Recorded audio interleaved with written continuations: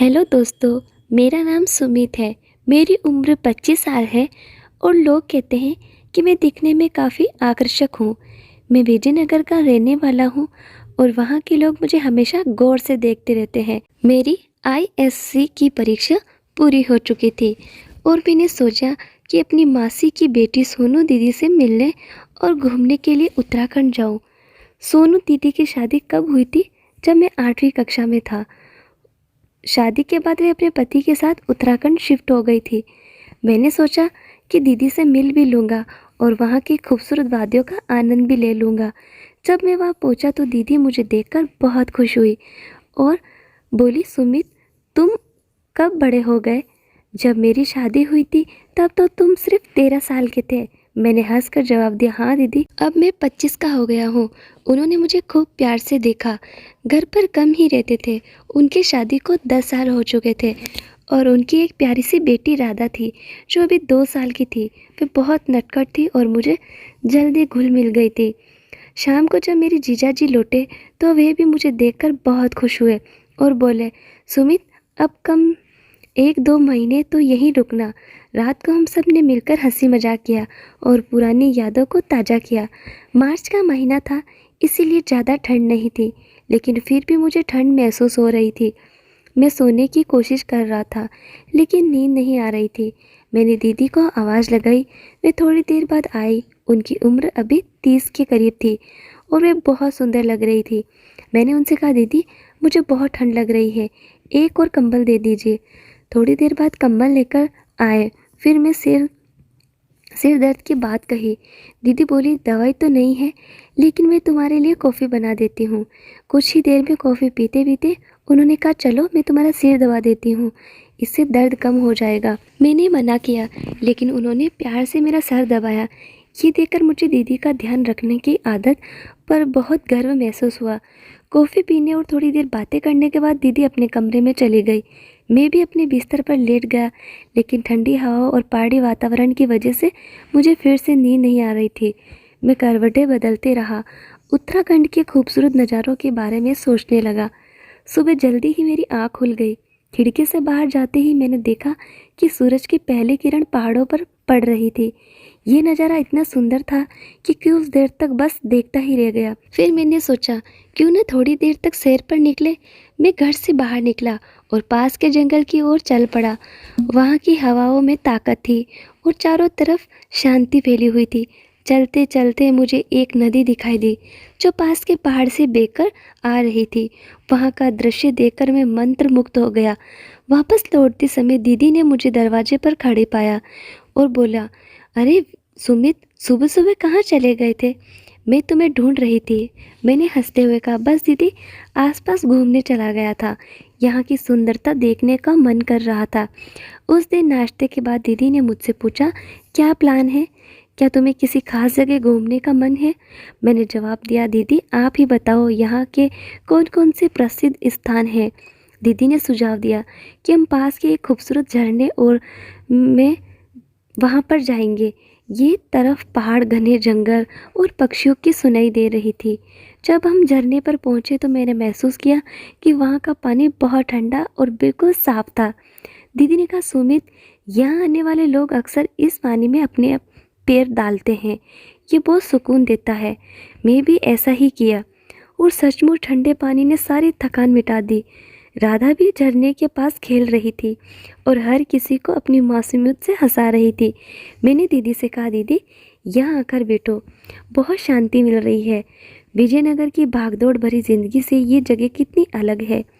दीदी ने मुस्कुराते हुए कहा, इसीलिए तो मैं तुम्हें यहाँ बुलाना चाहती थी। फिर दीदी ने बताया कि इस झरने के पास एक पुरानी गुफा है जिसे लोग साधुओं की गुफा कहते हैं। लोग साधुओं की गुफा, वहाँ पर कभी कभी ध्यान करने वाले साधु आते हैं। मैं उत्साहित होकर पूछा, क्या हम जा सकते हैं? महिला ने कहा, लेकिन गुफा तक पहुँचने का रास्ता थोड़ा कठिन है। हमने उस गुफा तक जाने का फैसला किया। रास्ता वाकई मुश्किल था लेकिन रोमांचक भी। कई बातें की। चढ़ाई के बाद हम गुफा तक पहुँचे। मैं गुफा के अंदर कुछ पुराने दीपक और चित्र बने हुए थे। दीदी ने कहा, यह जगह सचमुच अद्भुत है, यहाँ आकर मन को शांति मिली है। मैंने गुफा के अंदर कुछ देर ध्यान लगाने की कोशिश की। वह अनुभव बहुत खास था। दिन भर की यात्रा के बाद जब हम घर लौटे तो सब थके हुए थे। दीदी ने जल्दी जल्दी रात का खाना बनाया। जीजा जी भी वापस आ चुके थे।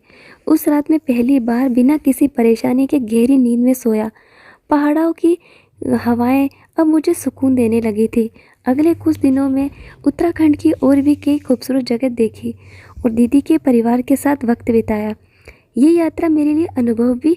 सुबह जब मैं उठा तो दीदी रसोई में नाश्ता बना रही थी और राधा उनके पास खेल रही थी। मैंने सोचा क्यों ना आज कुछ अलग किया जाए।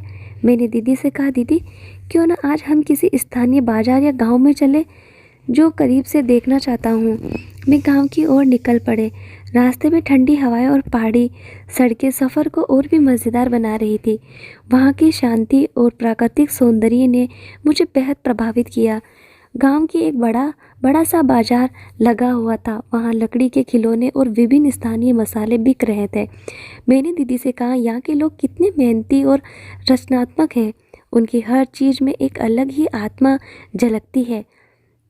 बाजार घूमते हुए एक बुजुर्ग व्यक्ति ने हमें अपने घर आमंत्रित किया। उन्होंने बताया कि वे दीदी के परिवार को जानते हैं। उनका घर मिट्टी और लकड़ी से बना हुआ था, लेकिन अंदर का माहौल बहुत ही शांतिपूर्ण और संजीव था।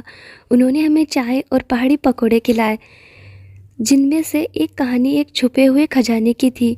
उन्होंने बताया कि इस गांव के पास एक पुराना मंदिर है, जहां लोगों का मानना है कि खजाना छिपा हुआ है। हालांकि वह मंदिर अब शमशान बन गया है और वह जाना मना है। उस रात भर लौटकर मैं उस कहानी के बारे में सोचता रहा। मुझे लगा कि क्यों न उस मंदिर को देखने की कोशिश की जाए। मैंने दीदी से बात की, लेकिन उन्होंने मना कर दिया और कहा वहाँ जाना सुरक्षित नहीं है। लेकिन मेरे अंदर का स्वभाव मानने को तैयार ही नहीं था। मैंने जीजा जी से कहा और उन्होंने कहा, ठीक है, हम तुम्हें वहाँ ले जाएंगे, लेकिन सिर्फ देखने के लिए। अगली सुबह हम तीनों में दीदी और जीजा जी मंदिर की ओर निकल पड़े। मंदिर गांव से थोड़ा दूर था, एक घने जंगल में स्थित था। वहाँ का रास्ता मुश्किल और सुनसान था। जब हम मंदिर पहुँचे, मंदिर का प्रवेश द्वार टूटा हुआ था और अंदर का माहौल अजीब सा था। ऐसा लग रहा था जैसे सालों से यहाँ कोई नहीं आया। दीवारों पर कुछ पुराने चित्र बने हुए थे, जो शायद किसी प्राचीन कथा को दर्शा रही थी। मंदिर के अंदर पहुंचते ही हमें एक हल्की सी आवाज़ सुनाई दी। हमारी कल्पना होगी। लेकिन जब आवाज़ बार बार आई तो मैं थोड़ा घबरा गया। जीजा जी ने कहा, हो सकता है ये हवा हो या कोई पक्षी। हमने वहाँ थोड़ा आराम किया और समय बिताया और देखा कि मंदिर के एक कोने में एक छोटा सा दरवाज़ा था, जो आधा खुला हुआ था। मैंने जीजा जी से कहा, चलो इस दरवाजे के अंदर देखते हैं, जिसमें कुछ पुरानी मूर्तियाँ और मिट्टी के बर्तन रखे हुए थे। ऐसा लग रहा था कि वापस लौटना बेहतर होगा, लेकिन इस रहस्यमय जगह ने मेरे अंदर जिज्ञासा और बढ़ा दी। वापस आते हुए दीदी ने मुझसे कहा, सुमित, यहाँ की चीज़ों का सम्मान करना चाहिए। ये जगह हमारी सांस्कृतिक और हिस्सा है। हमें इसे सिर्फ देखने और समझने तक ही सीमित रखना नहीं चाहिए। मैं सहमति में सिर हिलाया। उत्तराखंड में बिताए गए मेरे आखिरी दिन पर हमने एक साथ डिनर किया। जीजा जी ने कहा, सुमित, तुम्हारा यह आना हमारे लिए बहुत खास था। सच में, जब मैं लौटने के लिए तैयार हुआ तो मेरा दिल भारी था। ये यात्रा मेरे लिए उत्तराखंड में बिताए गए दिन मेरे जीवन के सबसे खूबसूरत पलों में से थे। लेकिन अब वापस विजयनगर लौटने का समय था। दीदी और जीजा जी मुझे स्टेशन पर तक छोड़ने आए। राधा ने अपने मासूम अंदाज में मुझे गले लगाया और कहा, मामा जी जल्दी वापस आना। ट्रेन में बैठते समय दीदी ने मेरी तरफ जैसे जैसे ट्रेन आगे बढ़ रही थी, मेरे दिल में उन यादों का तूफान उमड़ रहा था। घर लौटकर मैं बैग खोला। उसमें कुछ स्थानीय मिठाइयाँ थी।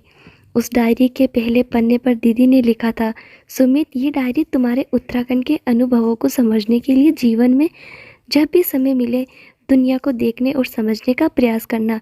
याद रखना, परिवार हमेशा तुम्हारे साथ है। उस डायरी को देखकर मेरी आंखें भर आई। मैं उसी पल तय किया कि मैं हर साल दीदी से मिलने जाऊंगा और उनके साथ कुछ समय ज़रूर बिताऊंगा। विजयनगर वापस आकर मैंने अपनी पढ़ाई और करियर पर ध्यान देना शुरू किया। उत्तराखंड में बिताए गए दिन मुझे प्रेरित कर रहे थे। वहाँ के शांत वातावरण और मैंने अपनी ज़िंदगी को और बेहतर बनाने के लिए कई नई योजनाएं बनाई। छुट्टी मिली तो आ जाना, यहाँ तुम्हारा इंतज़ार हमेशा रहेगा। मैं उनसे वादा किया, अगली छुट्टी में ज़रूर आऊँगा। मैंने अपने दोस्तों को इस यात्रा के बारे में बताया। वे सब भी इतने प्रभावित हुए कि उन्होंने मुझसे पूछा, क्यों ना हम सब मिलकर उत्तराखंड की यात्रा करें। मैंने सोचा हाँ, एक शानदार विचार है। मैंने दीदी से बात की और उन्होंने खुशी खुशी हाँ भर दी। कुछ महीनों बाद अपने 5 दोस्तों के साथ उत्तराखंड की एक और यात्रा की और उत्तराखंड की कई नई जगह को यात्रा किया। इस यात्रा में हमें सिर्फ पहाड़ों और झरनों का आनंद नहीं मिला, बल्कि स्थानीय लोगों से बातचीत, उनकी संस्कृति को समझने और उनकी सरल जीवन शैली से कुछ सीखने का भी मौका मिला। एक दिन दीदी का फ़ोन आया। वे बोली, सुमित, राधा स्कूल जाने लगी है और तुम्हारा जिक्र हर किसी से करती है। वे कहती है कि मामा जब भी आएंगे तो हमें फिर से झरने पर लेकर जाएंगे। मैंने मुस्कुराकर जवाब दिया, दीदी मैं जल्दी आऊँगा, इस बार और लंबी छुट्टी लेकर आऊँगा। तो दोस्तों, स्टोरी अच्छी लगी तो लाइक, शेयर एंड चैनल को सब्सक्राइब ज़रूर करें। धन्यवाद।